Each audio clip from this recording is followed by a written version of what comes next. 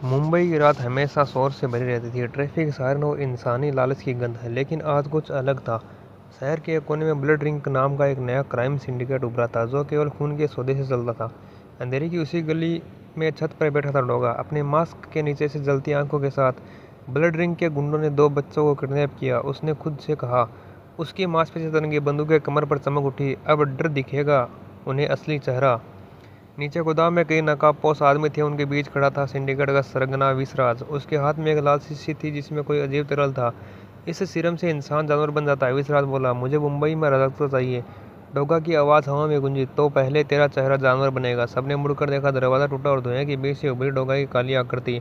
वह गोलियां चलाने लगा, सटीक, तेज और घातक। कुछ ही पलों में आधे गुंडे जमीन पर गिर चुके थे। लेकिन विसराज मुस्कुराया। तू सोचता है मैं अकेला हूँ? उसने शीशी तोड़ ली। लाल तरल उसके शरीर में समा गया। कुछ ही सेकंड में उसका शरीर विकराल आकार लेने लगा। त्वचा पर कांटे, आंखें आग जैसी लाल। अब मैं हूँ ब्लड बीस्ट। डोगा ने गोली चलाई, पर वो उसके शरीर से टकराकर लौट गई। अब बंदूक नहीं, जानवर से जानवर ही लड़ना होगा। उसने अपने दास्ताने कस ली और दोनों टकराए। धातु और मांसी भिड़ंत से गोदाम गूंज उठा। डोगा ने ब्लड बीस्ट के जबड़े और पंच मारा, पर वो हिला भी नहीं। ब्लड बीस्ट ने डोगा को दीवार से दे मारा। ईंट टूट गई। तू डर की बात करता है, अब महसूस कर।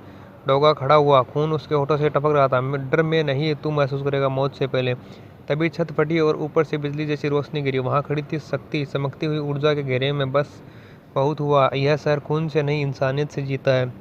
ब्लड भी उसकी ओर झपटा। शक्ति ने अपने हाथ से प्रकाश तरंग छोड़ी। तेजास्त्र। लाल राक्षस पीछे जा गिरा, लेकिन तुरंत उठ खड़ा हुआ। मेरी शक्ति विज्ञान की है, तुम्हारे मंत्रों से नहीं डरती। डोगा ने मौका देखा। शक्ति उसे सीधा नहीं हराया जा सकता। उसकी नसों में वही सीरम है जो बच्चों में इंजेक्ट किया गया है। तो हमें सीरम को निष्क्रिय करना होगा, शक्ति ने कहा। दोनों ने एक साथ हमला किया। शक्ति ने हवा में ऊर्जा चक्र बनाए, तब जबकि डोगा ने ग्रेनेड फेंकी। विस्फोटों और प्रकाश के बीच गोदाम जलने लगा। ब्लड बिस्ट कर जा, तुम दोनों मिलकर भी मुझे नहीं रोक सकते। शक्ति ने अपनी आंखें बंद की और बोली, अगर विज्ञान से बना है तो ऊर्जा से मिटेगा। उसके हाथ से सुनहरी किरण निकली, प्राण शक्ति किरण। किरण ब्लड बिस्ट के सीने पर पड़ी और उसकी त्वचा से धुआं उठने लगा। डोगा ने उसी पल छलांग लगाई और अपने स्टील के दस्ताने से उसके गर्दन पर वार किया। यह तेरी इंसानियत के लिए है। ब्लड बिस्ट की गर्दन कमरे में गूंज रही, फिर उसका शरीर राख में बदल गया। कुछ देर बाद धुएं के बीच खड़े थे डोगा और शक्ति। बच्चे सुरक्षित हैं, शक्ति ने कहा, लेकिन यह सीरम खतरनाक, डोगा ने बोला। ऐसे वैज्ञानिक हर गली में है, डर उन्हें भी दिखाना होगा। शक्ति मुस्कुराया। तो डर दिखाता है, मैं उम्मीद और दोनों की जरूरत इस शहर को है, डोगा ने उत्तर दिया। अगली सुबह पुलिस को गोदाम की राख में एक धातु की प्लेट मिली। उस पर लिखा था, project beast phase 2 activate. Mumbai की एक ऊंची इमारत के टॉप पर एक अंधेरी आकृति मॉनिटर देख रही थी। स्क्रीन पर डोगा और शक्ति की तस्वीर थी।